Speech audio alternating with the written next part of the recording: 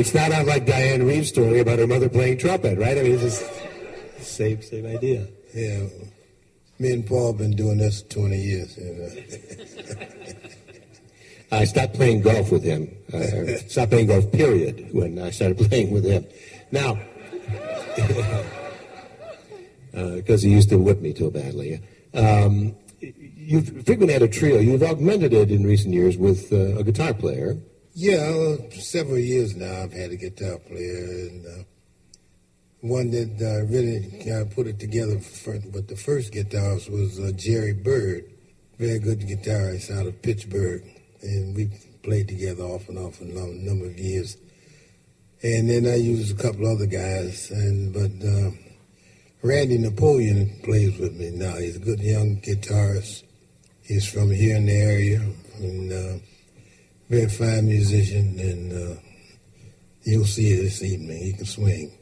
It's impossible to talk to Freddy without bringing in the fact that when he grew up and was successful on his own, it's impossible not to be in the shadow of your older brother, in this case, the phenomenal Nat King Cole. Did that bother you? I mean, did that periods of time where you'd say, you know, I love him, he's my sibling and everything else, but gee, you even did an album called I'm Not My Brother, I'm Me. Correct.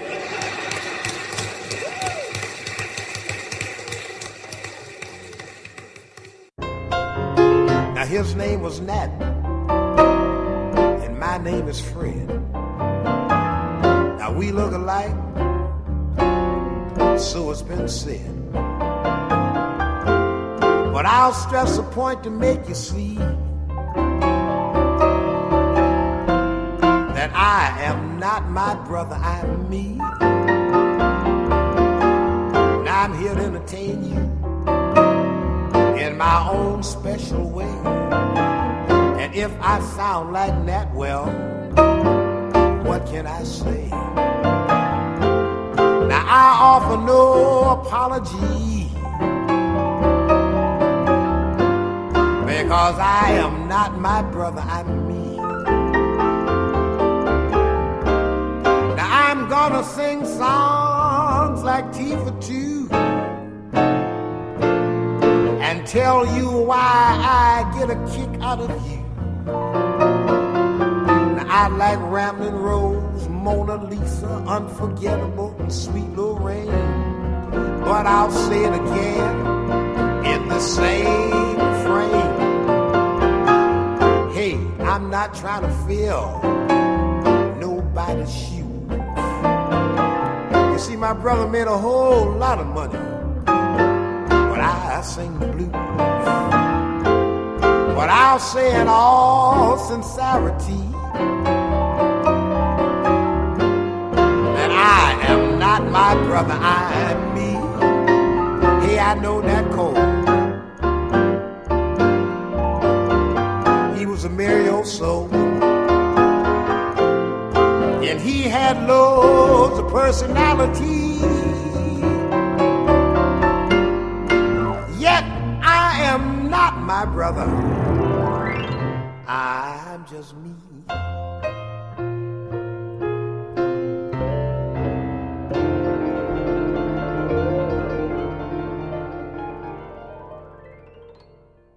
So, that came about.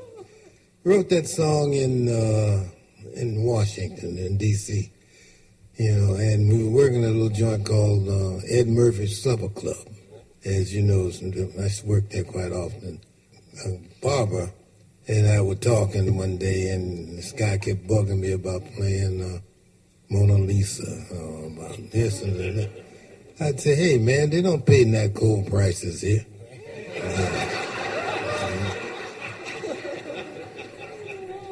And from that, I started messing around with something. And Alfonso gave me a line or two in that song, so I put his name on the song. It's like Diane was saying, her name is on the song, so I put it down. Yeah. Now, you're probably not going to do that in your set tonight, but could you do a couple of lines from it? I'd rather do it in the set. Okay. Because we're not playing Nat Cole prices here, that's the problem.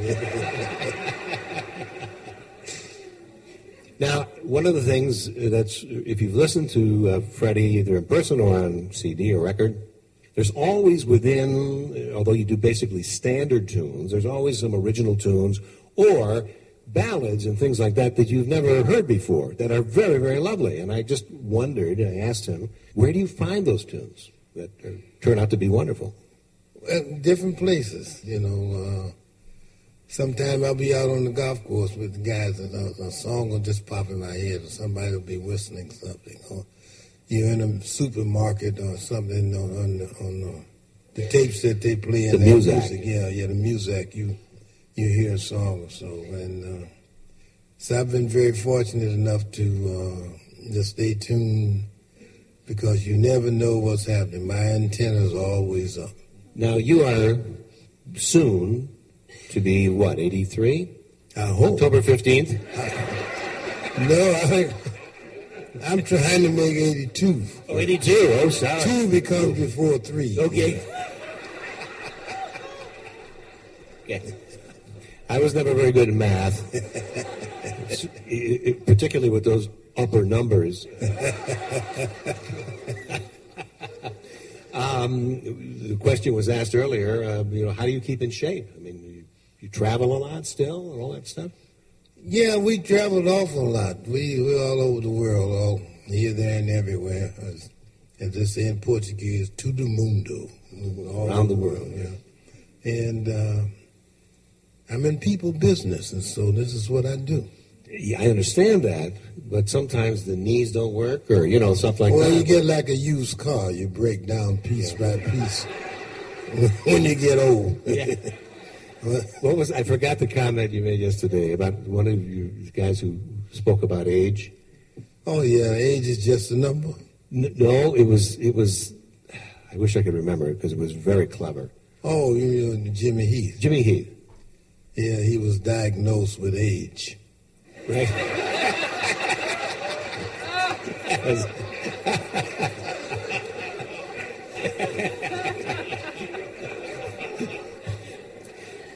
Now, all of you can take that back to your respective cities and use it at will. You will not have to give any acclamation to him.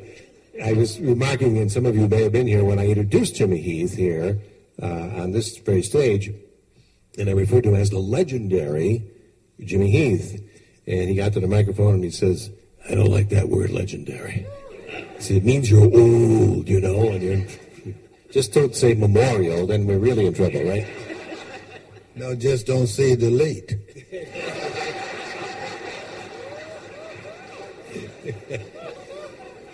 If you don't have a tag in your toe in the morning, everything's good, right? So, you're going to do a quartet thing. Randy Napoleon does a lot of the arrangements for you now, right? Yeah, Randy, on this last CD, he did several of the arrangements on them. And the one prior to that was his first adventure into doing something. We did a CD, got nominated for Grammy on it. Freddie Cole Sings Mr. B. Mm-hmm. That's when we did a thing with all Billy Eckstine songs, and I really had a ball doing this, because B was one of my favorite all-time singers. Well, you think he was totally underestimated. I mean, he was a great singer during his day, had a wonderful big band, but you consider him to be one of the great titans of the business that never really got acclaim. Yeah, well, B was like a stylist. He set a style. He just did so many songs. It was a ball just researching and finding the songs, and then trying to cut them down to doing 10 or 12 songs. Mm-hmm. Yeah, but he was a master. He could play an instrument. He played trumpet, played guitar, and he sang. And we'll do some of his works this evening. Mm-hmm. He also had a wonderful big band, which most people don't know about. Yeah, he had the first bebop band. Yeah. And... who was in there? Like Dexter Gordon? Oh, yeah, Dexter Gordon. Dizzy was in there. Charlie Parker was in there, What's the guy that used to play with my brother, trumpet player, I can't think of his name. But they had a whole lot of guys in that band. You must have, either through your brother or on your own, run into some great people over the years. Any highlights? Well, no, to me at the time, it wasn't any highlights. They were just somebody was at my house. I'd come home from school. I'd come home from school, and there was a time when you had to get home from school and take off your school clothes. Yeah. And do what you're supposed to do around there before you can play. Mm-hmm. So if they're at the house, Duke Ellington or Basie or B or whoever was in, give me a chance to slip in and get my clothes off and run out before my mother could catch up. Going to play ball. Yeah. This is the beauty of being the youngest and 12 years younger than your oldest sibling, okay? You couldn't do that if you weren't doing it. No, they couldn't get away with it. Either they were paying too much attention to you or no attention. I was known as Reverend Cole's bad little boy. And I say, who, me? Now, you started recording in 1952. Charlie Parker was still alive then. Did you have a chance to see him live? Oh, yeah. I saw him live in Chicago at Beehive. Mm-hmm. The proprietor, Joe Siegel, Joe used to own that place. Joe has one of the last running jazz clubs in Chicago now. Is it a jazz showcase? Yeah, showcase, yeah. Should give him a play, all you Chicagoans out there. Mm-hmm. You get some good jazz every week. He brings in somebody. Mm-hmm. So what was your impression of Parker when you saw him? You were a young guy? Well, I was too dumb to know how great he was. Yeah. I enjoyed the music, but we're walking around with our chest poked out. We thought we were hip, 15, 16 years old. We didn't know a thing about the music, because he played so much. Yeah, he did, yeah. Mm-hmm. A great story when they recorded that album in Canada in Toronto, where he doesn't show up until late, which was not infrequent, and he shows up and he has no saxophone. And Dizzy Gillespie was on the date with Charlie Mingus and Max Roach, and he said, Dizzy says, duh, like, what are you going to play? You have to have your horn. Well, I hocked it in New York. So they went out and they found a white plastic saxophone. And if you didn't know that was what he was playing, it sounded okay to me. And the one thing about that record was, this was like an all-star group up there, that was a Friday night, and it was the international telecast, such as it was at that time, the title fight between Rocky Marciano and Jersey Joe Walcott, I think. Okay? Jersey Joe Walcott. Yeah. And they had about 11 people in the audience because everybody was watching this fight when they played some of the greatest music ever played by 5 of the greatest musicians ever on the planet. Yeah, that's a classical CD record. Charlie Mingus owned the rights to that record. Mingus, Max Roach, and Dizzy, and Charlie Parker. Charlie Parker, right. Yeah. And Mingus, because he listened back to the tapes, a friend of mine was a recording engineer, remastered them. And because the bass couldn't be heard enough, Charlie made him boost it, because he was, so it took away from the other, not took away, but he wanted to be equal with the rest of them, which is fine. And that's the way it turned out. So he says, if you listen to the original tape, Charlie's way down in the mud. When you listen to the remaster, it's way up on top. Now, when you go into the studio to record, how much preparation do you do? You just, because you work a lot, you just go in and lay them down, or what? Well, basically, that's what we do. We run over things before we get in there, and you save time, you save money, and you save aggravation. Because there's no sense in you doing something over and over and over and over again.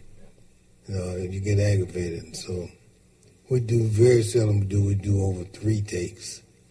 Sometime on that Mr. B CD, we did several of them in 2 takes or 1 take. And they got it where now if you miss something, you can always go back over it. You don't have to waste time to stay there to redo. Yeah. Okay, time for Q&A. We've got about 7 or 8 minutes. Yeah, good morning. Did you go to high school in Waukegan, Illinois? Waukegan, yes, I did. Was your name Dinky? I'll never tell. Well, the reason I say that, I went to high school with you. What's that? Back then, and you played football. Yes. Showering, getting cleaned up, and this guy was in the shower singing. And on that, at the time, we were showering. But tell me this, what is your name? Huh? What is your name? My name is Lou Garl, Garl. You probably don't remember me, but I remember you.